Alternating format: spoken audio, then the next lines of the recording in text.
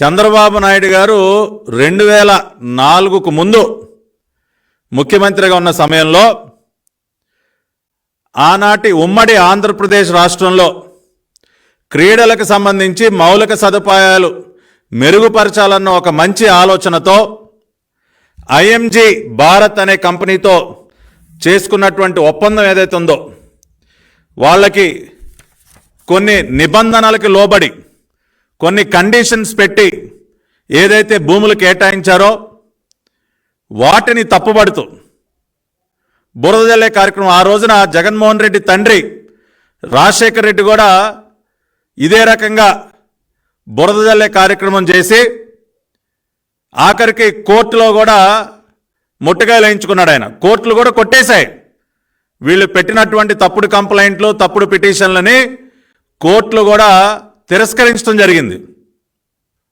చంద్రబాబు నాయుడు గారు ఆ రోజున ఐఎంజీ అకాడమీస్ ఫ్లోరిడా ప్రపంచంలోనే ప్రఖ్యాతిగాంచినటువంటి క్రీడలకు సంబంధించి ప్రఖ్యాతిగాంచినటువంటి సంస్థ అయినటువంటి ఐఎంజీ అకాడమీస్ ఫ్లోరిడా వాళ్ళ భాగస్వామ్యంతో వాళ్ళ యొక్క సహకారంతో మన దేశంలో ఏర్పాటైన ఐఎంజీ అకాడమీస్ భారత ప్రైవేట్ లిమిటెడ్ వారితో ఒక ఒప్పందం చేసుకుని ఒక ఎంఓయు కుదుర్చుకుని హైదరాబాద్ నగర చుట్టుపక్కల వాళ్ళకి భూములు కేటాయించడం జరిగింది.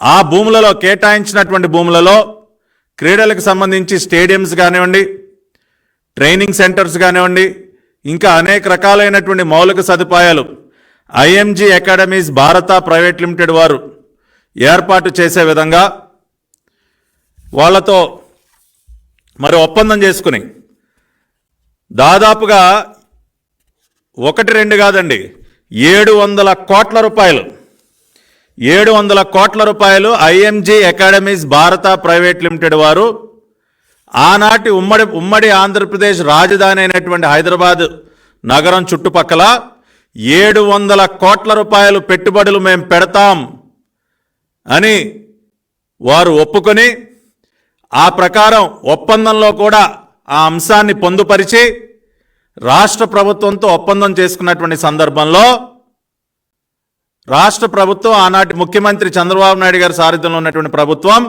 ఒక క్యాబినెట్ డెసిషన్ ఆధారంగా ఒక క్యాబినెట్ రెజల్యూషన్ ఆధారంగా ఐఎంజీ భారత వాళ్ళకి భూములు కేటాయించడం జరిగింది. ఆ తర్వాత ముఖ్యమంత్రి అయినటువంటి రాజశేఖర్ రెడ్డి దాని వెనక ఏదో భారీ కుంభకోణం దాగుంది, అకారణంగా భూములు ఇచ్చేశారు అని రకరకాలుగా బురద జల్లే కార్యక్రమం చేసి తన పార్టీ నాయకుడైనటువంటి పాల్వాయి గోవర్ధన్ రెడ్డితో కోర్టులో అనేక పిటిషన్లు వేయటం జరిగింది. దీనిపైన ఏదో సిబిఐ ఎంక్వైరీ జరిగిపోవాలి, దీనిలో భారీ కుంభకోణం దాగుంది అని చెప్పి కోర్టులో పిటిషన్లు వేయించారు పాల్వాయి గోవర్ధన్ రెడ్డి గారితో రాజశేఖర్ రెడ్డి గారు. కానీ పాల్వాయి గోవర్ధన్ రెడ్డి గారు ఈ ఐఎంజీ అకాడమీస్ భారత ప్రైవేట్ లిమిటెడ్ వారికి చేసినటువంటి భూ కేటాయింపులపైన పాల్వాయి గోవర్ధన్ రెడ్డి రాజశేఖర్ రెడ్డి గారి డైరెక్షన్లో పాల్వాయి గోవర్ధన్ రెడ్డి గారు వేసినటువంటి ఈ పిటిషన్లు ఏమున్నాయో వాటిని 2 కోర్టులు, ఒకటి special judge for special police establishment and anti corruption bureau cases city civil court Hyderabad ఏది ఏసీబీ కేసుకు సంబంధించి ఉన్నటువంటి కోర్టు ఏదైతే ఉందో కరప్షన్కి సంబంధించి ఏర్పడినటువంటి కోర్టు స్పెషల్ జడ్జ్ వారు పాల్వాయి గోవర్ధన్ రెడ్డి గారు వేసినటువంటి పిటిషన్ని డిస్మిస్ చేశారు. మీరు చెబుతున్న విధంగా దీనిలో ఎటువంటి కుంభకోణం లేదు, ప్రభుత్వం తీసుకున్నటువంటి నిర్ణయం సరైనదే, దానిని తప్పుపట్టాల్సిన అవసరం లేదని చెప్పి ముందుగా ఏసీబీ కోర్టు హైదరాబాద్ వారు రాజశేఖర్ రెడ్డి గారి డైరెక్షన్లో పాల్వాయి గోవర్ధన్ రెడ్డి వేసినటువంటి పిటిషన్ డిస్మిస్ చేశారు. అయినా వారు అంతటితో ఆగకుండా హైకోర్టుకు వెళ్ళారు. హైకోర్టు ఆఫ్ ఆంధ్రప్రదేశ్కి వెళితే హైకోర్టు వారు కూడా ఏప్రిల్ 26, 2006 సంవత్సరం ఏప్రిల్ 26వ తేదీన ఇదిగోండి జడ్జిమెంట్ కాపీ కూడా నా చేతిలో ఉంది. ఆ రోజున honourable justice P Swaroop Reddy garu ACB court ఏదైతే తీర్పు ఇచ్చిందో అది సరైనదే, ఐఎంజీ భారత వాళ్ళకి ఇచ్చినటువంటి భూ కేటాయింపుల్లో ఆనాటి రాష్ట్ర ప్రభుత్వాన్ని తప్పుపట్టాల్సిన అవసరం లేదు అంటూనే అనేక అంశాలని తన తీర్పులో పొందుపరిచింది. ఆనరబుల్ జస్టిస్ స్వరూప్ రెడ్డి గారు ఇప్పుడు జడ్జిమెంట్లో ఆయన అన్న మాటలు కూడా నేను చదివి వినిపిస్తా. అంటే వాస్తవాలు ఈ రకంగా ఉంటే ఇవాళ తాడేపల్లి జీతగాడు సజ్జల రామకృష్ణారెడ్డి కానీ వైసీపీ నాయకులందరూ ఇష్టం వచ్చినట్టు మరుగుతూ ఉన్నారు. ఇంకేముంది, 1,00,000 కోట్ల కుంభకోణం ఐఎంజీ భారత ఎప్పుడో 20 సంవత్సరాలు, దాదాపుగా 20 సంవత్సరాల క్రితం ఆనాటి high court, Andhra Pradesh high court, ACB court 2 కోర్టులు కూడా ఈ భూ కేటాయింపుల్లో రాష్ట్ర ఆనాటి ప్రభుత్వాన్ని తప్పుపట్టాల్సిన అవసరం లేదు అని స్పష్టమైనటువంటి తీర్పులు ఇస్తే ఇవాళ మళ్ళీ దానికి సంబంధించి ఇష్టానుసారం మీరు బురదజల్లే కార్యక్రమం చేస్తారా? ఆ రోజున చంద్రబాబు నాయుడు గారు ముఖ్యమంత్రిగా ఒక ఆఫ్రో ఏషియన్ గేమ్స్ అంతర్జాతీయ స్థాయి ఈవెంట్ అయినటువంటి ఆఫ్రో ఏషియన్ గేమ్స్ రే అత్యంత బ్రహ్మాండంగా హైదరాబాద్ నగరంలో నిర్వహించి ఆ రోజున శభాష్ అనిపించుకున్నారు. సాక్షాత్తు ఆనాటి ప్రధాని గౌరవనీయులైన అటల్ బిహారీ వాజ్పేయి గారు ఆఫ్రో ఏషియన్ గేమ్స్ ముగింపు కార్యక్రమానికి హైదరాబాద్కు వచ్చి, Chandrababuji you have done an excellent job, आपने बहुत बढ़िया काम किया है, ఆఫ్రో ఏషియన్ గేమ్స్ మీరు అత్యంత అద్భుతంగా హైదరాబాద్ నగరంలో నిర్వహించి దేశ ప్రతిష్టని కాపాడారు, దేశ ప్రతిష్టని పెంపొందించారని చెప్పి ఆనాటి ప్రధాని వాజ్పేయి గారు కీర్తించారు.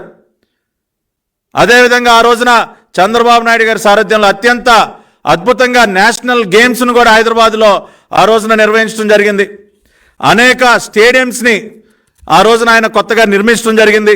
ఒక కోట్ల విజయభాస్కర్ రెడ్డి స్టేడియం కానీ ఇంకా అనేక రకాలైనటువంటి స్టేడియంస్ని ఆ రోజున Afro Asian games, national games సందర్భంగా ఆయన నిర్మించడం జరిగింది.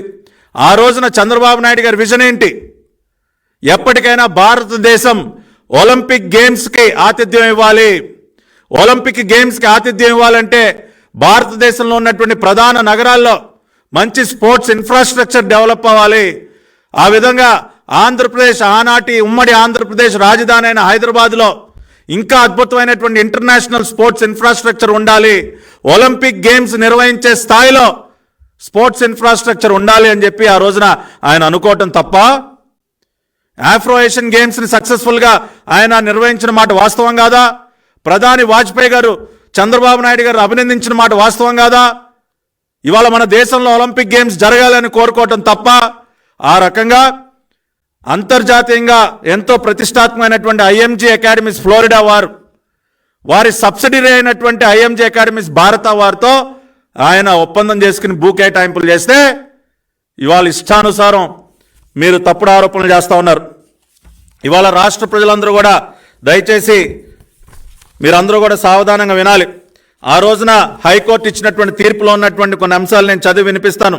జస్టిస్ పి స్వరూప్ రెడ్డి గారు ఏప్రిల్ 26, 2006న ఏదైతే జడ్జిమెంట్ ఇచ్చారో ఆ జడ్జిమెంట్లో పేజ్ నెంబర్ 15 ఏదైతే ఐఎంజీ భారత వారికి చేసినటువంటి భూ కేటాయింపులకు సంబంధించి పేజ్ నెంబర్ 15 పారాగ్రాఫ్ నెంబర్ 16లో జడ్జి గారు ఆయన ఇచ్చినటువంటి తీర్పు, as per GOMS number 11 dated 9/2/2004, several responsibilities are on the company, which include the company to build up sports academies, lifestyle and entertainment center of international class and similar to the ones operated by them in United States of America.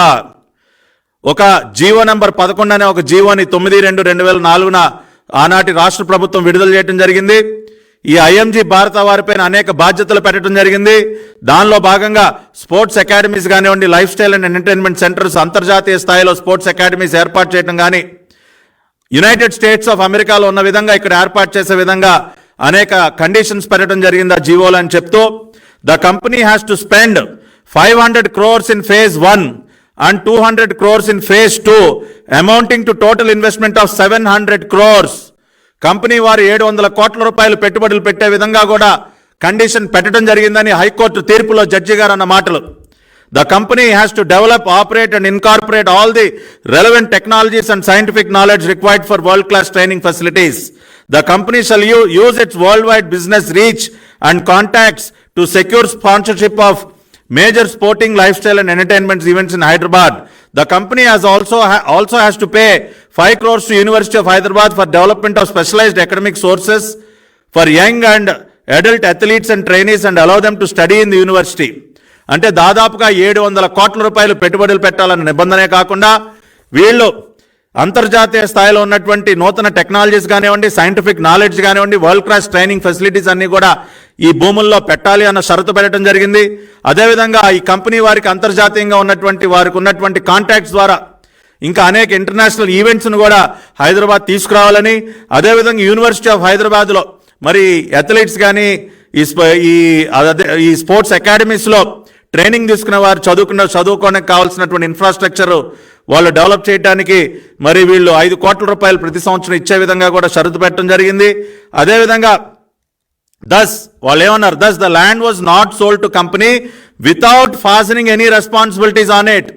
ఆ రకంగా ఈ భూమిని ఆ company వారికి ఎటువంటి షరతులు లేకుండా ఇవ్వలేదు, అనేక షరతులు పెట్టి ఆ రోజున చంద్రబాబు నాయుడు గారి ప్రభుత్వం ఇచ్చింది అని చెప్తూ, in such circumstances can it be said that there was a conspiracy to allot the land to the company. మరి ఇవన్నీ కళ్ళెదురుగుండా కనపడుతున్నప్పుడు మనం ఏ రకంగా అనగలం, దీని వెనక కుట్ర దాగుందని ఏ రకంగా అనగలం? Can it be said that there was a conspiracy అని ఆయన ప్రశ్నించడం జరిగింది.